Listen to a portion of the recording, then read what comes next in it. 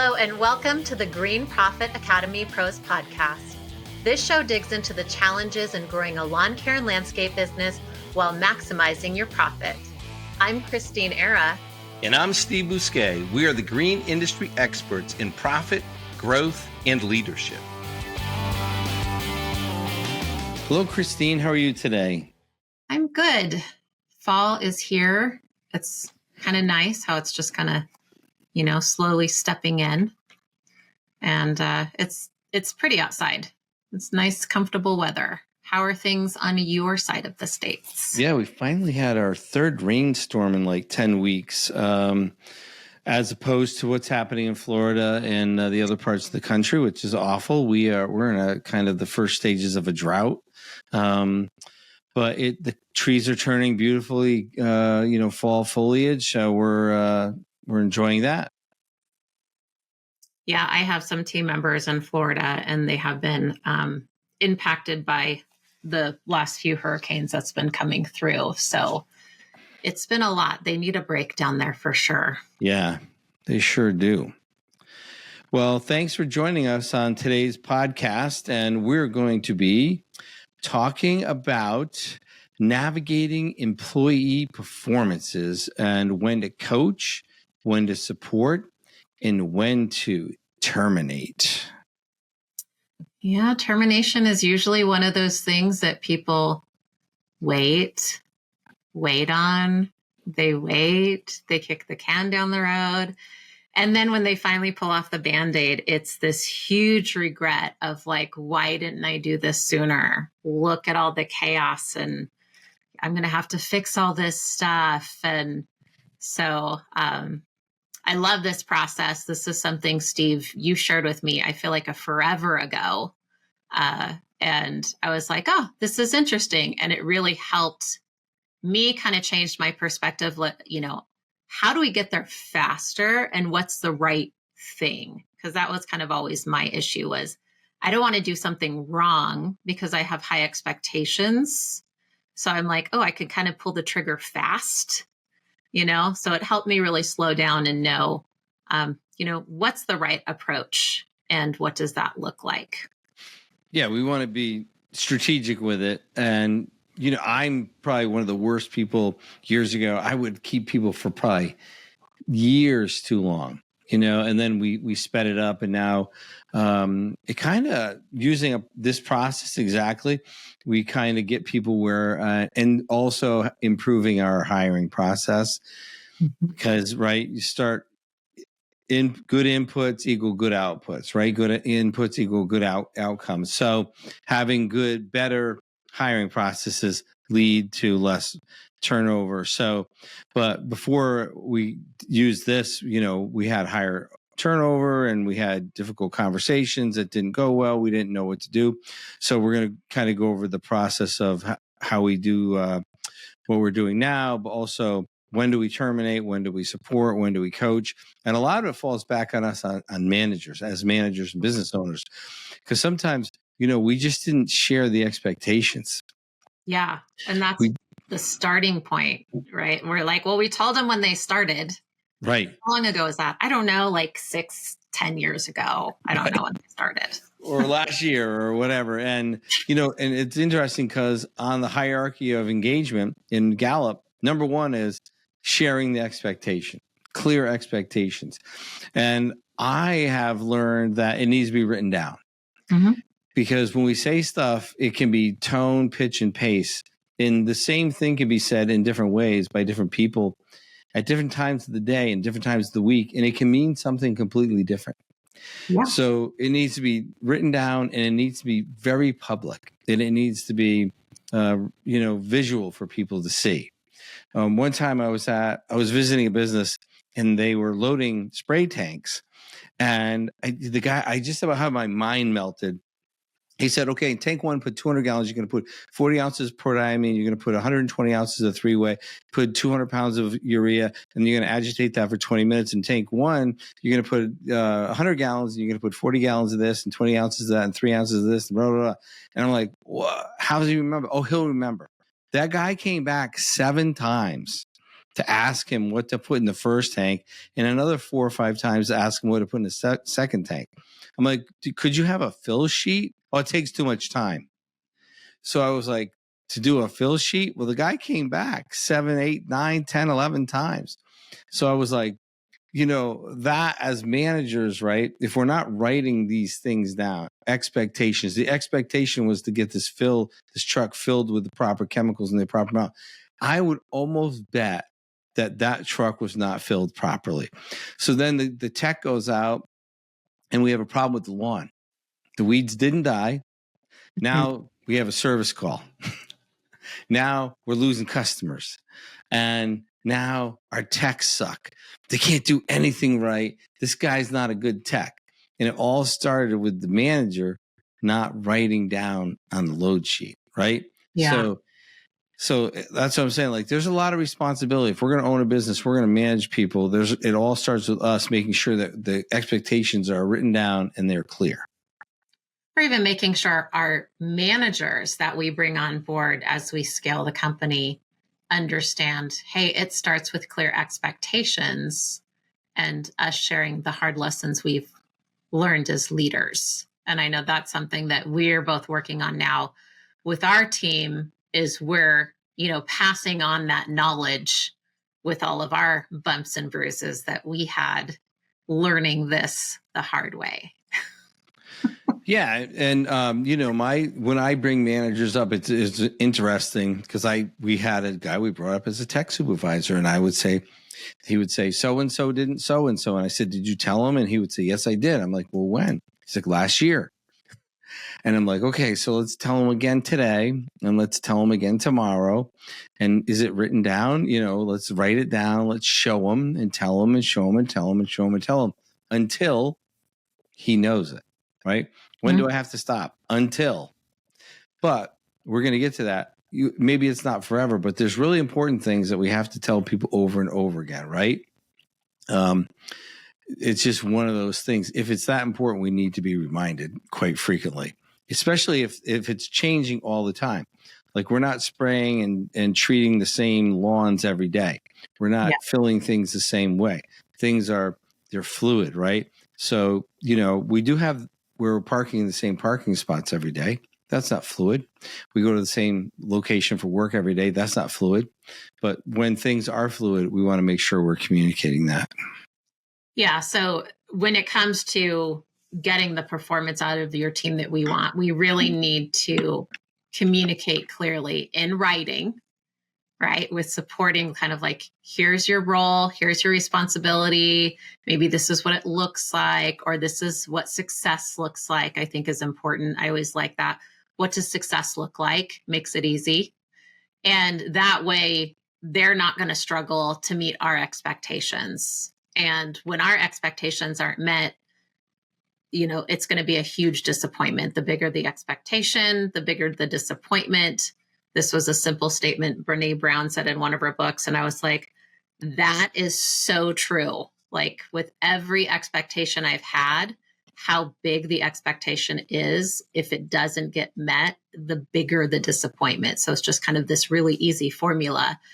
So it kind of helps us understand how important is this? So how clear do we want to be on our expectations for success to happen? So the bigger the expectation, the bigger the responsibility to manage the expectation. So if we're going to tell our team, hey, this is my expectation for your production, right?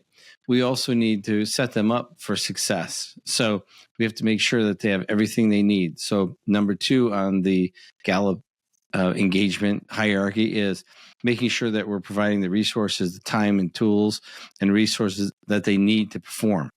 So that means the equipment, good operating equipment, the space, the availability for the resources to do that. And also, like, is it reasonable? And also providing, like, where should you be at 10 o'clock in your production rate? Where should you be at noon? Where should you be by 2:30? And helping them understand how to be productive, right? Fuel up at night. Don't wait till there's 8 guys in front of you trying to load up their truck. Do it at night when people come back at night as their routes are ending. Fuel your truck then. Load your truck then. Don't wait till everyone's here in the morning to do stuff and wonder why you're getting out at night. Help and coach people like, hey, you want to get ahead? Go through your book the night before. That way, if you have any questions, talk to the tech supervisor then. Don't wait till the morning when other people are trying to talk to the tech supervisor. So you can coach people on how to be a little more, well, way more efficient, actually, and help them set up to win. Yeah, and you could even make it part of your company process, right? To where it's like those expectations of efficiency are kind of built into the systems and processes in the business. So I think that's another opportunity as you continue to systematize your business. You can define the expectations to avoid problems, like the little things you're talking about, like fuel up at night, load your truck, stock your truck at night. So you can, it's interesting. We're always going to be talking about CliftonStrengths. So people are executing and strategic thinking. They love those systems. They'll plug right into it. People who lead with influencing a relationship, they'll need the coaching for those systems. So it will make a lot of sense to the people who are thinking, executing to go do those things. And the strategic thinking, it will line right up to that. But the other people won't be so apparent. So it's just one of those things that we have to coach certain people around. And just like I was sharing about not writing that down, the person who was running that company leads with influencing relationship. They need to have someone on their team who's strategic and executing, who should have been having that load system written down. Yeah. So that is, what do I bring and who do I need? Who do I need on my team? That's why I have strategic thinking people on my team, because I lead with influencing. I'm not going to create that system. They create the system. They do all that detailed writing. And then the other people who are executing love it. They love to have all that written out. So some tips around expectations is one, have it in writing, right? Black and white, clear. Use clear language. So that's important, is the person that you're giving this responsibility or these expectations to, make sure that they understand it. We don't have to use big words or technical jargon, meet them where they're at, and then ensure that there's a mutual understanding. So do they understand what you're asking and what you're defining in these expectations? And then another thing is, make sure it's specific and measurable. We don't want it vague. We don't want to cast a wide net. We want to make sure, like, hey, they understand where the goal line is, and how to get a goal. And then one of my favorite things, which I think we both resisted, Steve, when we implemented this, was regular check-ins, right? Making time to check in with the team member to help, reinforce the expectations. Hey, are we on schedule? Hey, how are things going? Is there challenges? Where are we at? How's this look? How can I support you? So just, it doesn't have to be difficult. It could just be, a short conversation. How's it going? What are you working on? What's going on? How can I support? Yeah, I was very resistant to it. I'm like, we don't have enough time to do the stuff we got now. How are we going to take 15, 20 minutes, and talk to people? That's ridiculous. Stupidest idea I ever heard. These dumb meetings. So now they're scheduled. I don't do them all. We split it up between our team. Like, we have whoever's their direct report, and even other people who are not direct reports, because it doesn't line up with their strengths. So we have to line up who can do the one-on-ones with strengths and who has the capability, the ability to do that. We're going to talk about that next. So if they don't have the ability to support and meet with people in that function, we don't make people do that. So we find people in the company that have the ability to do that, and they do the one-on-ones. So what has it led to? Actually, higher productivity, less absenteeism, right? Less turnover. Yeah. Knock on wood, it is the middle of October, and we end our season officially at the end of November. So we're 6 weeks away from a 30-person company with zero turnover. First year ever. And we are fully implemented in the one-on-ones. And it's a direct correlation between doing these one-on-ones, safe and supportive work culture, the CliftonStrengths, but this consistency with asking people, supporting people, showing up for people. And I dragged on this. I fought it, doing the one-on-ones. Now, when I talk to my friends in the industry and in business, they're sharing with me, issues and concerns, problems that they're having with their team. And I know they're not doing the one-on-ones. I stopped asking. I just know they're not doing it. Oh, you can tell based on what's being said and shared when you speak to a fellow business owner or a manager.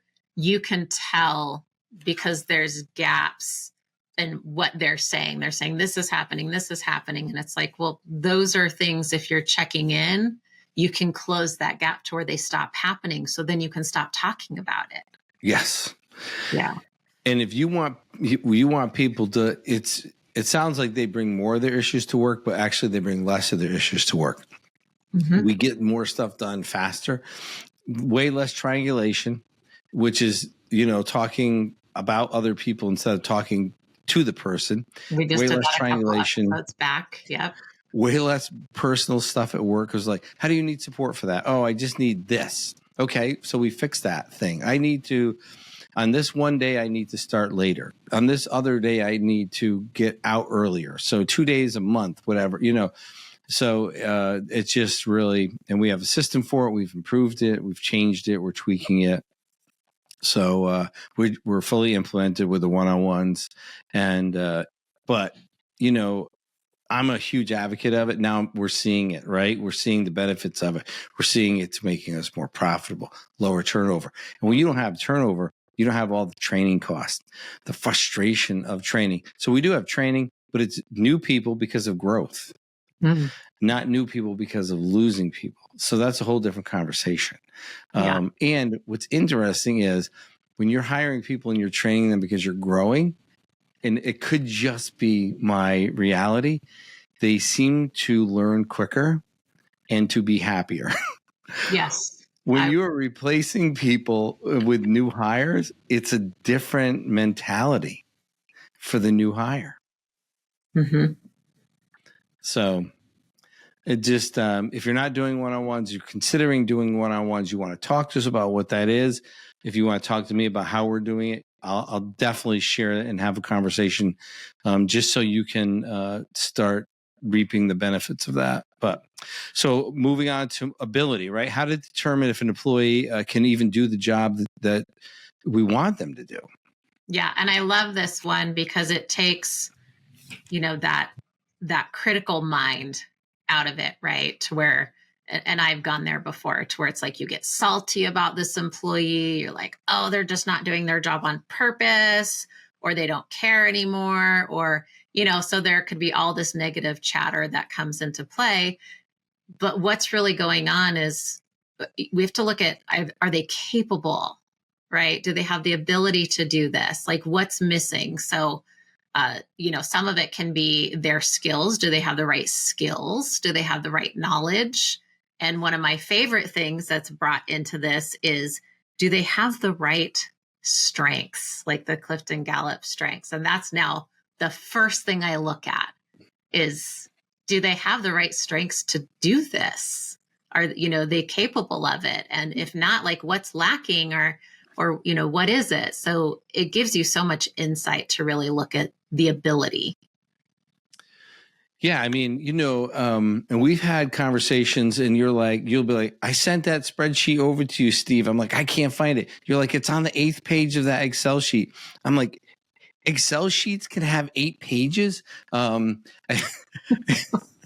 So it's not my strength to look at like 8 pages of Excel sheets, right? I mean, and it's a beautiful Excel sheet. And it when you were writing a book, and we were doing in chapter 8, scalable growth business models, and we were doing all that math and making sure that every model that we looked at, and every math problem forward and backwards and everything, right? But that's not my thing to create that. That's, your talent set is that. So, right, to ask me to do it would have been a disaster. I don't have the ability to do that right up front. So it's not that I don't want to do it. Well, I don't actually want to do it, but I don't have the ability to do it is why I don't want to do it. Right. I could find somebody who does, right? But I don't have the ability to do that. So to assign that task to me is just not a reality. Now, if you said, hey, go out and talk to these 50 people every day, that's so great. I'm happy just thinking about that, but that might not be something that other people want to go do. So you have to line up, strengths and talents to people. So sometimes, you feel it, you can tell when you're out of your strengths. And I had a coaching call just yesterday, and I was sharing with this person that we know when we're out of our strengths because it shows up in our body, and it shows up as stress, and it shows up as fatigue, exhaustion. It can show up as feeling annoyed. It can show up as anger. It shows up as being a victim mentality. And so it doesn't just show up as we'll do the job. We'll just be miserable. We'll complain. So when we're in our strengths and they're lining up, that's when we go home, we're not exhausted. That's when we go home, we're sharing what we did at work with other people in a really excited way. So when we have employees that we're constantly we're coaching and we're training and it's just not lining up, we have to look at, are we mismatching that? Are they influencing, trying to do an executing job? Are they strategic thinking, trying to do a relationship job? What's going on here? Yeah. And if you're not using, Gallup, CliftonStrengths in your company, one, I invite you to entertain the idea because it's amazing. It makes it so much easier to understand who's on your team and even how you show up as a leader or manager. But there's other things that you can look at. So one of the things is, and I said this earlier, is we're looking at their skills and knowledge. So, they may lack the ability, like the knowledge or even the aptitude for the responsibilities or role that you're giving them. So are they capable of it? Like what's missing? Do they need some sort of training? Do they need some sort of support? Like what is that? So this is an opportunity, to be curious and ask questions and find out why. And I guarantee you, because speaking from experience, I found big gaps in my company when I started asking these questions and realized, the system or process that we had for that, it's gone. Where did it go? And somewhere along the line, it got lost or someone deleted it or whatever it was, or it wasn't updated. And that was simply stopping the person to meet the expectation was, just reviewing that. So be curious and ask how does this success look like? What's missing? Try to understand, does the person need training on this? Is there some support? Do they have the ability? Even assessing, can they do it on their own? And is that the expectation for them to do it on their own? Because if they can't do it on their own, even if they are trained, or, that's kind of the way the company works, then they are not going to be the right person for the job, or that particular task. And some of the things that might show up, like if they're missing, let's say the knowledge or the skills is, they'll be missing deadlines. So if you have someone who's missing deadlines, there's constant mistakes. So there's a lot of mistakes showing up. They can't complete tasks. So you have someone on your team where you're like, oh, why can't they complete this task? I gave this to them, and then they're reaching out to 5 different people to get support because they can't do it on their own. So these are all this kind of symptoms that are going to show up where either coaching or training might be needed for that team member. So that's going to be the first step, is coach or train them when you're identifying like deadlines are missed, there's these mistakes, they're getting all the support to complete the task, they're not completing the task at all. I had Steve with Green Profit Academy. I was just reading a Harvard Business Review study that showed people who have written down goals and plans make 10 times more money over a 10-year period than people who don't write their goals and plans down. And really, that's why I'm so excited to announce the Green Profit Academy Mind Your Own Business Retreat. This is going to be the third retreat we're putting on. It's going to be held in Granville, Tennessee at the Wildwood Resort and Marina. It's going to be on November 4th to November 8th. And we're going to work on not only your 1 year, but your 1 to 5 year business plan and goals. So you're going to be so far ahead of people who don't have written down goals and plans. We are doing this because we want your business to be far more successful than you ever imagined. And it all starts with goals and plans. So join us this year, November 4th to November 8th, for the Mind Your Own Business Retreat. Let's see. Come on, sign up. I'm going to put the link to sign up in the show notes, and I look forward to seeing you there. It's time to get serious about your business. Now's the time to start.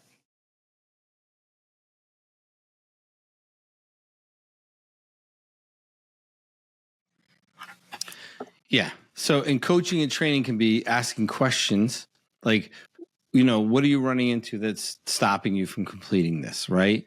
Is somebody, and just listen, are you not getting the information? Are you lacking a tool? Are you lacking a resource? Are you lacking, what is stopping you? Because sometimes it could be they're waiting for other people. They're waiting for a resource. Maybe they're waiting for materials to come in. Maybe they were waiting for a check off from somebody else. Maybe they were waiting for a mark out from utilities. Maybe they were waiting for delivery. There's all kinds of things. Now, if you're asking, hey, why are these jobs not being completed? Well, we have this vendor who's consistently not delivering a product on time. Well, that's a conversation that has to be had. If you have someone who is, and this is why I'm such a big fan of practicing. If you listen to the podcast, you heard me say this before. If you're putting in paver patios, we want to have them practice cutting block before we have them out at a patio cutting block. Now, if they practice and they can't get it, right? How many blocks are we going to have them cut if they can't cut a straight block, right? Is it going to be 30, 40, 50? Probably. But after 50 blocks, if you still can't cut a straight block, that's probably not for you, right? We're going to see what else you can do or how else can you contribute to the crew. But you'll probably want to quit before 50. I mean, you'll probably try to do something else, aim your strength somewhere else before 50.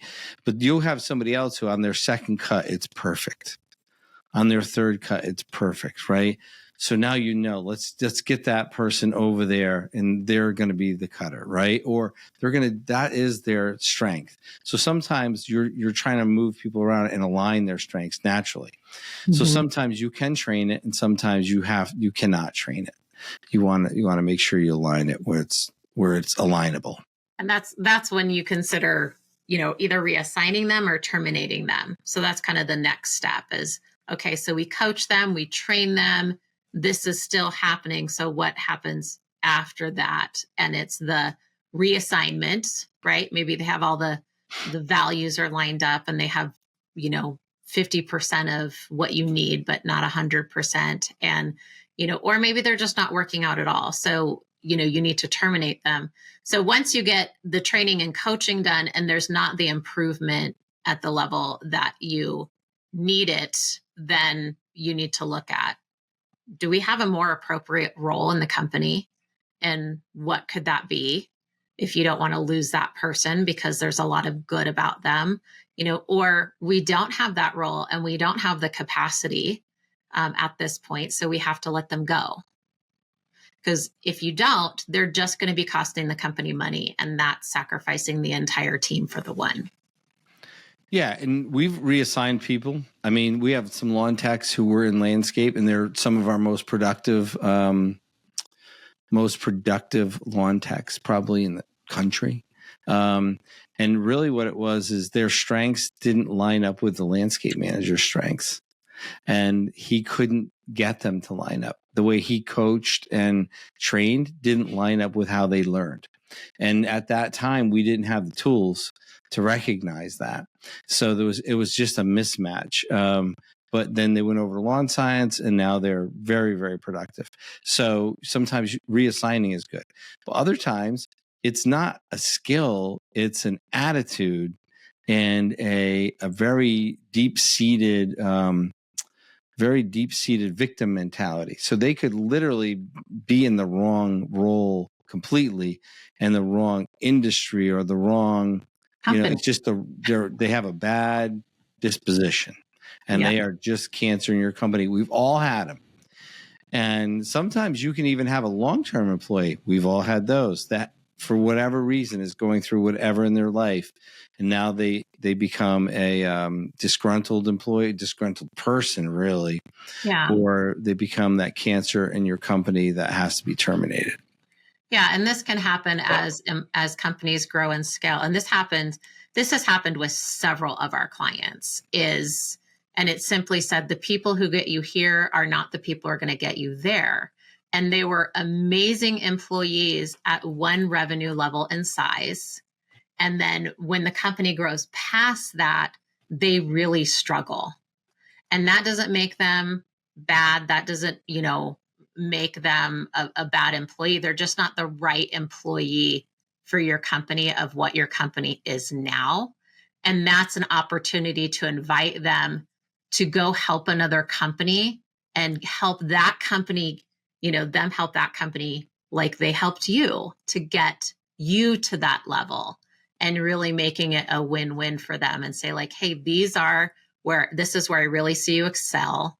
And I want to invite you to go find another job where you did these great things. And that's okay. And it keeps a positive relationship, and it invites them into, their realm of success while your company continues to succeed. And then the right person will show up for that role.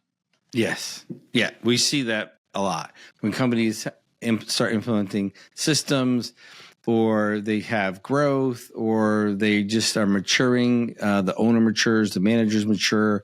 There's just a number of reasons why these people will become uncomfortable, and they need to find a new home. Yeah. So then that moves us on to evaluating motivation and looking at their performance. So we've got to, look at how are they performing, and motivation, this is key when we're looking at employees and managers and people are showing up in our company. There could be a lack of motivation going on, and it can come from various areas, of the company, or there could be some, multiple contributing factors is an easy way to state it. And a lot of us, me included, will throw money at it. That's going to motivate them. So that's what we hear from people, because that's what is logical. But really, money will motivate. It's very temporary. It's like a sugar fix, right? It's very temporary, and it will go until it doesn't. Mm-hmm. And usually there's a bigger reason why people lack motivation. And it's usually, it could be internal for them, and it could be the company culture. Are we sharing the mission, vision, and purpose? Are we creating a reason to be there? Are we creating a reason for their purpose every day? Why are they getting up? Are they just getting up for a paycheck? As a matter of fact, just getting up for a paycheck works for a while, but then it stops working. It's boring. Mm-hmm. Then you're just going to work every day to go pay your bills. Right. And that works only for so long. So having that mission, vision, and purpose, and having immutable laws, what do we stand for? What do we live for?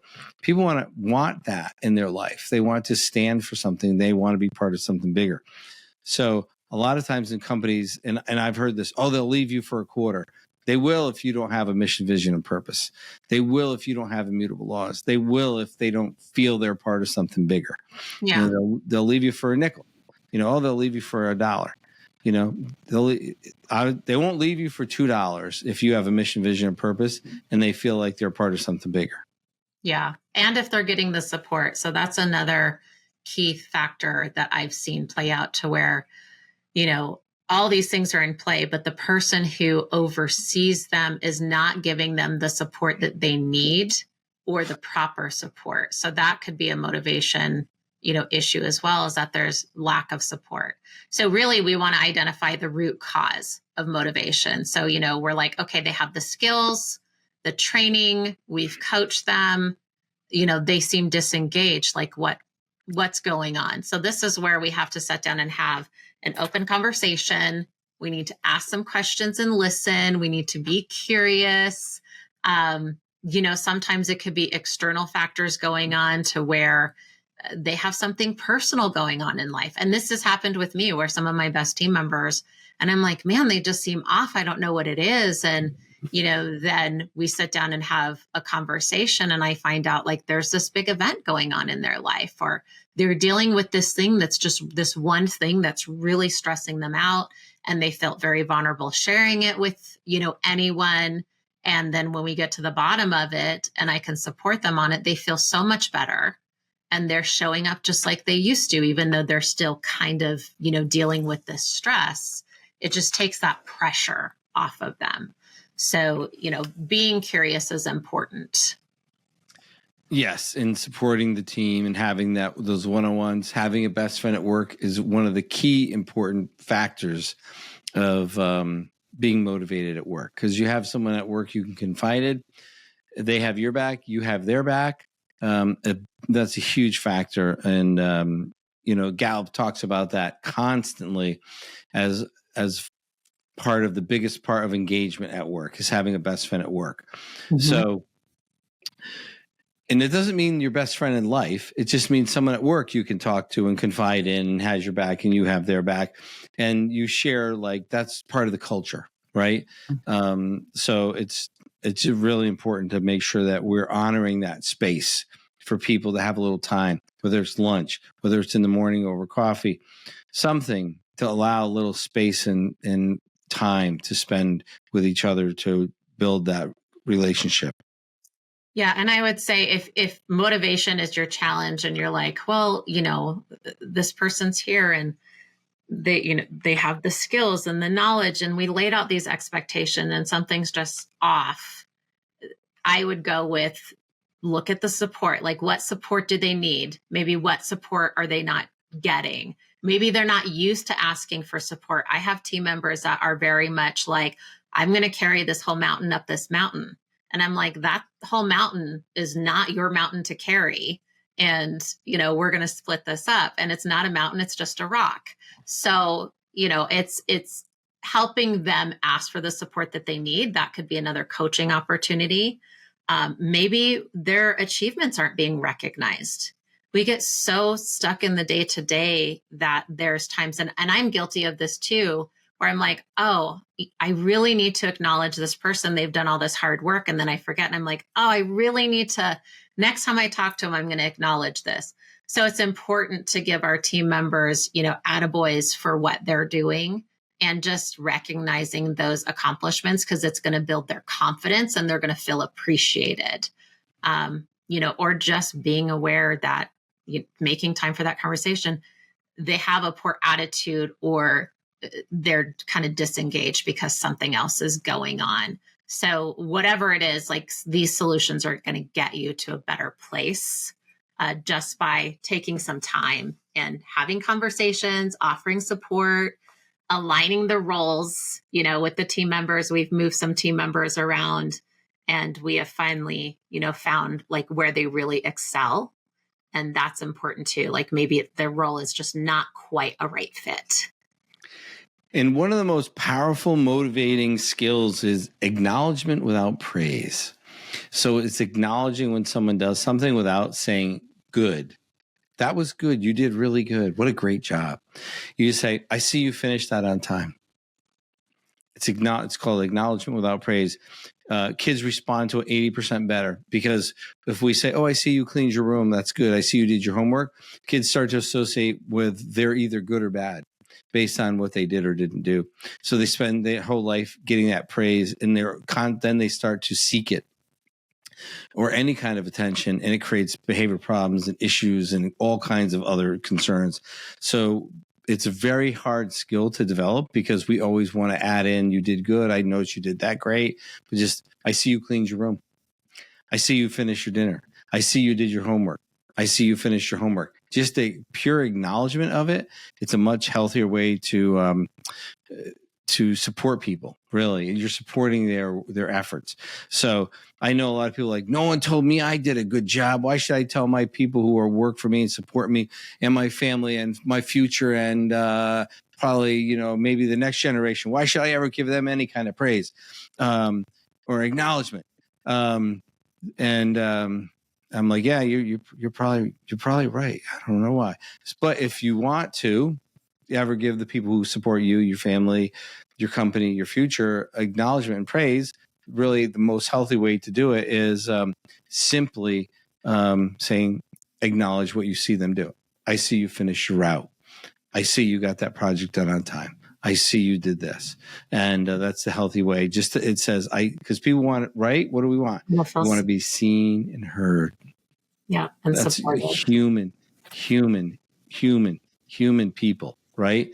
That's what humans want. Mm-hmm.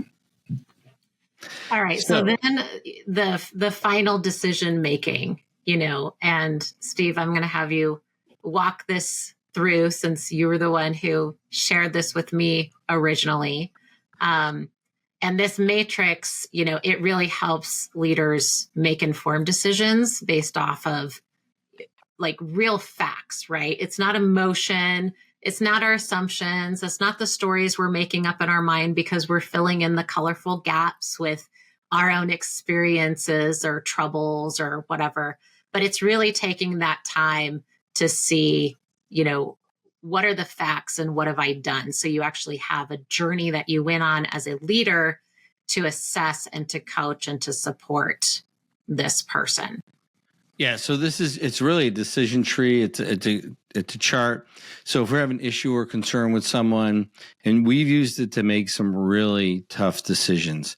And by tough decisions, I mean terminating family members, right? Mm-hmm. Not just somebody, but people in our lives that were really going to impact. The decision was going to be pretty widespread, impactfully wise. So and it could be just a 1 year person, whatever it is, or an issue that comes up. So we go, we look at the chart and we say, this is what's going on. Is it lack of ability? And we say, if it's a yes, we go, okay. If it's yes, we can coach and train. So they just don't know how to do it, or they don't have the skills yet. So we coach and train.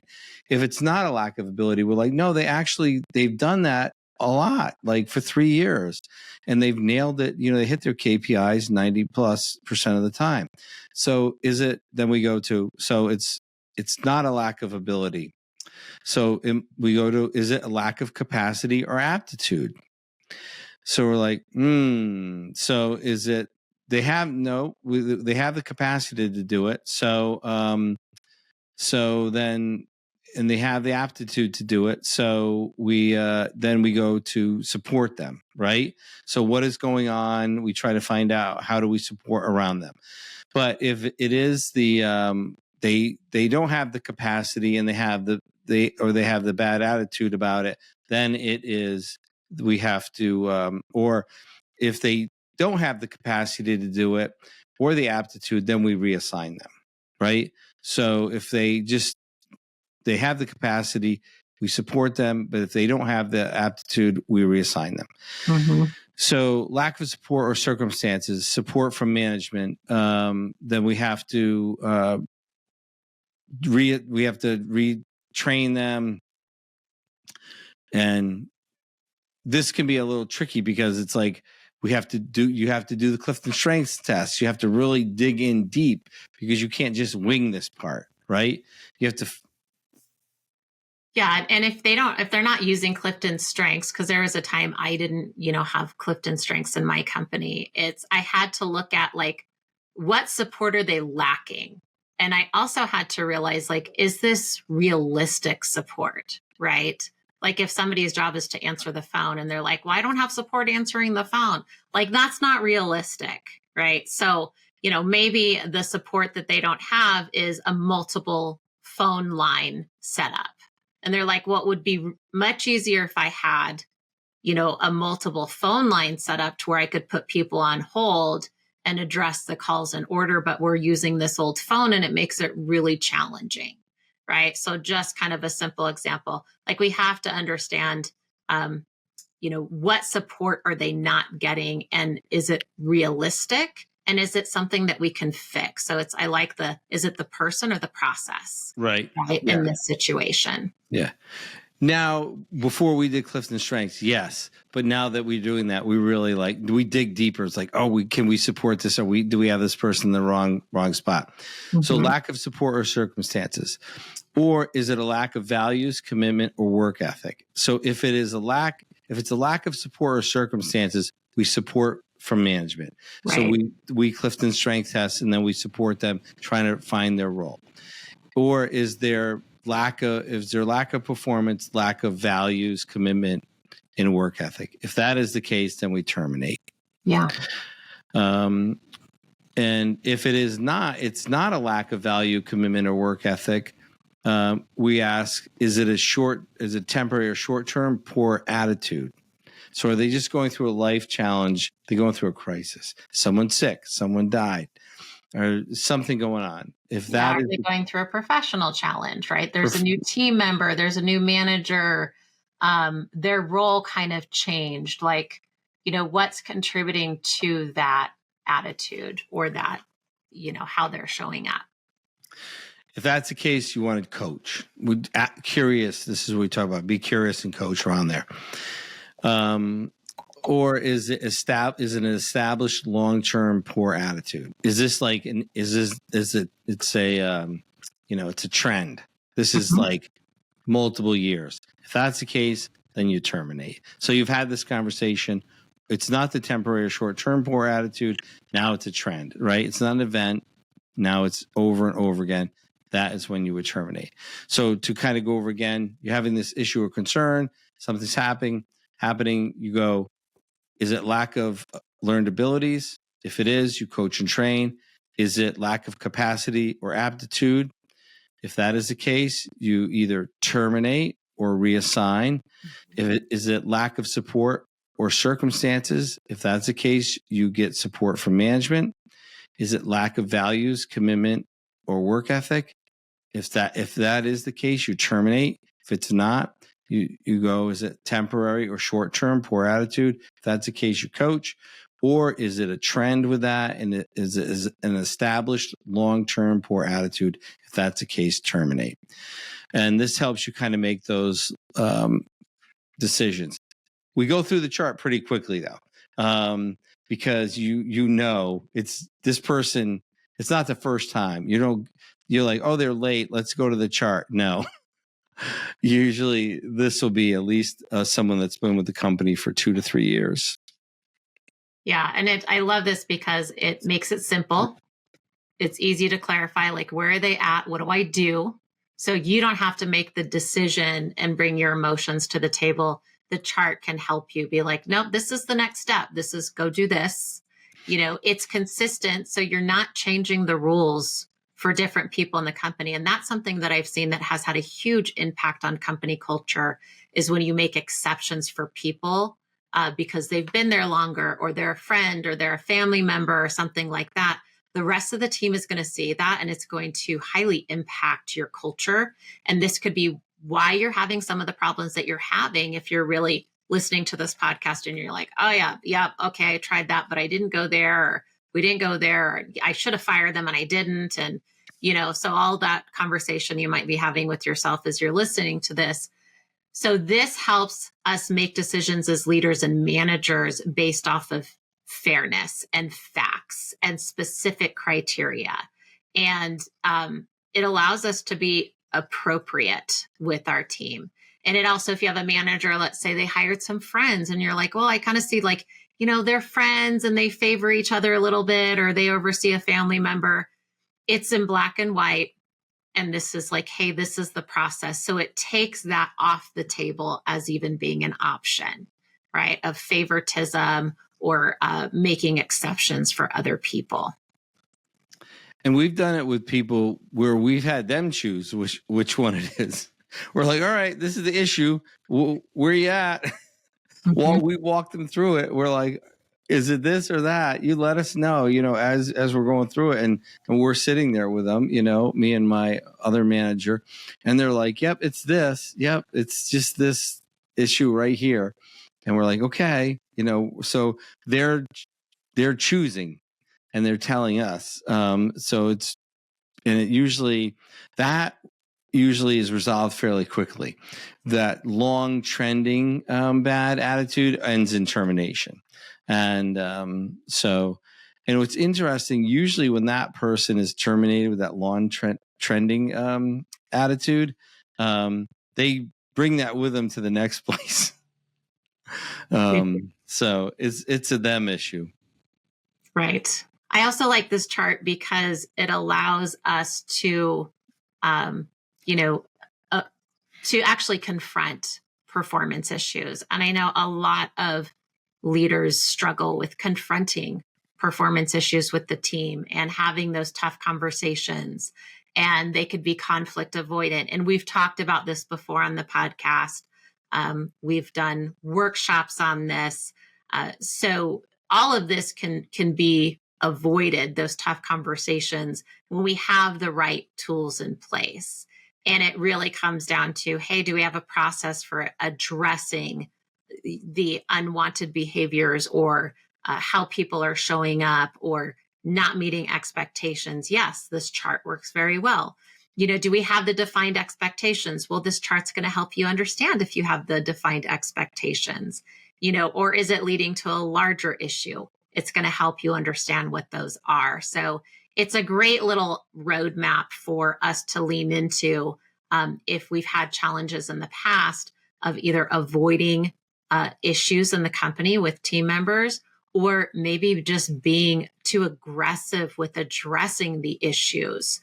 So it's either going to help us through or it's going to slow us down as leaders. So it's a really great tool to lean into. Yes, it's helped us. It's helped us quite a bit. Well, I will share, since we've really leaned hard into the one-on-ones, we've not had to pull this tool out because we've nipped it. You're so far ahead of stuff. And so as helpful as this tool was, we have not had to use it in the last 2 years. It has not, because things don't get down that road as far. Which is nice, but it's still it's available to us. So I would definitely, and really, I wouldn't say 2 years. We changed our culture in 2018, so it's been 6 years in the making. The culture change. So I think that's what we're seeing this year with the no turnover. Right? That's what we're reaping the reward of.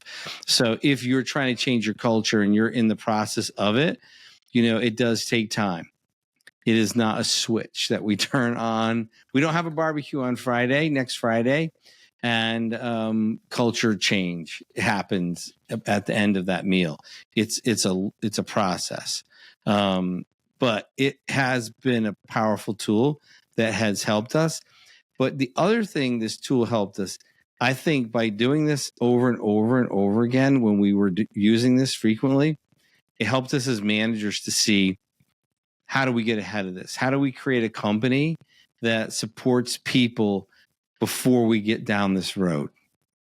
That's really what it got us thinking about. How do we become a manager? How do we become better managers? How do we hire better? What is the person that is showing up in front that we have to use this all the time on? How do we not hire that person? Right.